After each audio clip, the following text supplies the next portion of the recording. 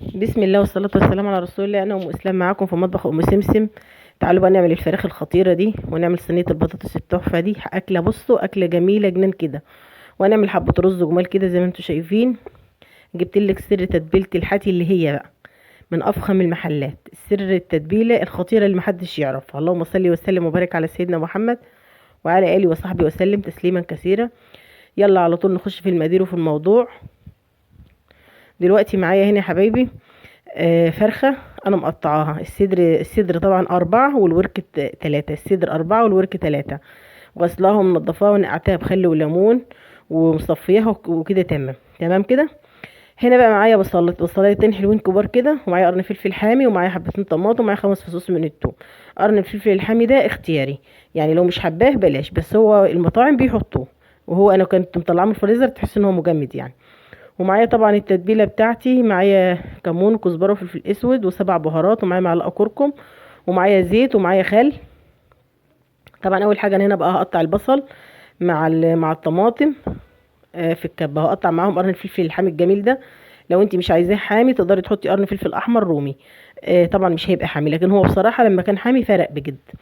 هنا طبعا هقطع الطماطم وهقطع البصله وهحط التومه، وهنزل طبعا بالبهارات بتاعتي، وهنزل بنص كوبايه من الخل، وطبعا حوالي نص كوبايه برضو من الزيت. كوبايه صغيره، كوبايه صغيره تمام، اللي هي كوبايه الشاي، فنجان الشاي الصغير تمام. اللهم صل وسلم وبارك على سيدنا محمد وعلى اله وصحبه وسلم. هنا طبعا هنزل بكل الكلام ده كده في الكبه.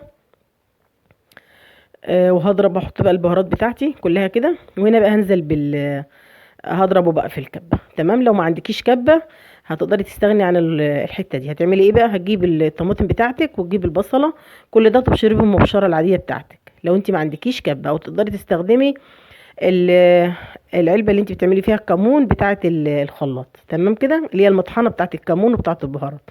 طبعا هنا انا طحنته في الكبه زي ما انتم شايفين. الفراخ بتاعتي كنت غسلاها ومصفياها كويس قوي، ونقعها بمنقوع الخل بتاعي والليمون والملح لمده حوالي نص ساعه، ساعه على قد ما تقدري يعني نقعيها. وصفيتها من الميه. هنا هنزل بقى بالتتبيله الخطيره دي عليها تمام كده. عرفنا احنا حطينا ايه؟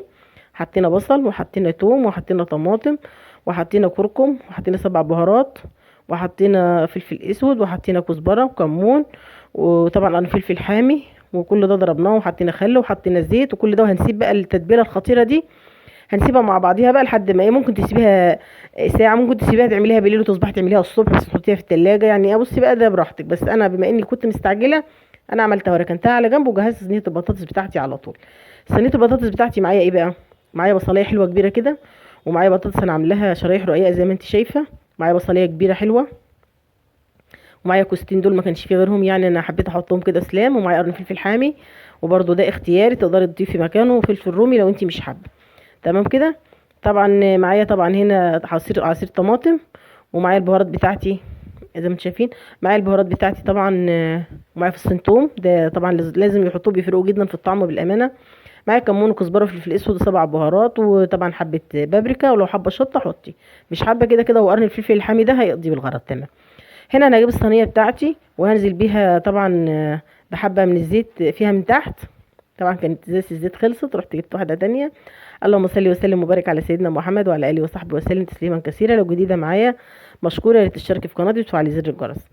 طبعا هنا انا هقطع بقى مجموعه من البصل، انت رصي بقى براحتك. انا هنا حطيت بصل تحت، وطبعا نزلت بالبطاطس بتاعتي، وحطيت حبه طماطم. بصي بقى، انت ده زي ما انت عايزه، حطي اللي يريحك. المهم ان انت في الاخر هتحطي كوستين دول في النص، في الوسط يعني، عشان يستووا كويس تمام. لان انا هحطهم صحاح. لو انت عندك بقى، انا ما كانش عندي الا كوستين دول، ما لقيتش غيرهم. انا لو لقيت اكتر كنت قطعتها، بس انا حبيت احطهم كده لان عندي ابو اسلام مش بيحب البطاطس، فبحط الكوستين دول واطلعهم له هم لوحدهم كده تمام كده. طبعا لو جديده معايا وصلت لحد هنا مشكوره، يا ريت تشتركي في قناتي وتفعلي زر الجرس. هنا انا هوزع بقى، طبعا هنزل بالبطاطس بتاعتي الشرايح، واقطع في الصين التوم، وطبعا كله مع بعضيه. وانا كنت ماسكه بقى همسك الطماطم بتاعتي، حطيت عليها البهارات وقلبتها تمام. وهنزل بقى طبعا هنا بالطماطم، وهنزل بقى بالبطاطس تاني، الرق التاني اهو. ارص برضو بطاطس تاني، واحط طبعا انا حطيت دقات فين الكوستين في قلب البطاطس عشان يستووا كويس. لازم احطهم في الوسط، لازم احطهم في الوسط عشان ايه، يبقوا يعني يستووا. اللهم صل وسلم وبارك على سيدنا محمد وعلى اله وصحبه وسلم. هنا طبعا هرص كل البطاطس بتاعتي زي ما انتم شايفين. وهاجي بقى في الاخر بقى وهنزل بعصير الطماطم بعد ما كنت قلبت عليه البهارات بتاعتي كلها، وحطيت معلقه من البابريكا. وطبعا لو حابه تحطي شطه حطي، مش حابه كده كده انا زي ما قلت لك قرن الفلفل بتاعك هيفوي بالغرض، لان هي كده كده قرن فلفل حامي. وده اختياري، لو مش حاباه تقدري تستغني عنه وتحطي بداله فلفل رومي. تقدري تستغني عن الفلفل خالص لو مش حابه. تمام، بس هو بيفرق يعني في ريحتها وبيفرق في طعمها بالامانه. هنا طبعا انا رصيت كل بقى البطاطس بتاعتي، وحطيت البصل كله، وحطيت فصين الثوم الاخرانيين اللي معايا. كل الكلام ده رصيته. رصي بقى زي ما انت عايزه، حطي بصل في قلب الفلفل في قلب، ممكن تقطعي البطاطس مع البصل مع كله في قلب بعضيه كده وتحطيه مره واحده. اخر حاجه على الوش هحط الطماطم بتاعتي اللي انا كنت قلبت عليها البهارات زي ما انتم شايفين، وحطيتها على الوش. هوزع بقى كل الطماطم بتاعتي. في الوقت ده انا كنت مولعه الفرن بتاعي على نار طبعا عاليه، عشان هقولك بقى هنعمل ايه. اللهم صل وسلم وبارك على سيدنا محمد وعلى اله وصحبه وسلم تسليما كثيرا. وزعي بقى الطماطم كلها زي ما انت شايفه كده. وهنا بقى طبعا انا رحت طبعا الفرن كنت مولعاه عشان يبقى سخن، لازم يبقى سخن.